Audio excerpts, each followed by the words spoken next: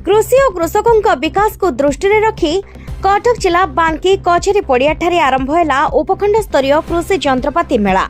एही मेला रे अनेक स्टॉल स्थान पाइथिबा बेले प्रत्येक स्टॉल गुड़िकरे देखिबाको पाइबे बहुत उन्नत मानर कृषि जंत्रपाति।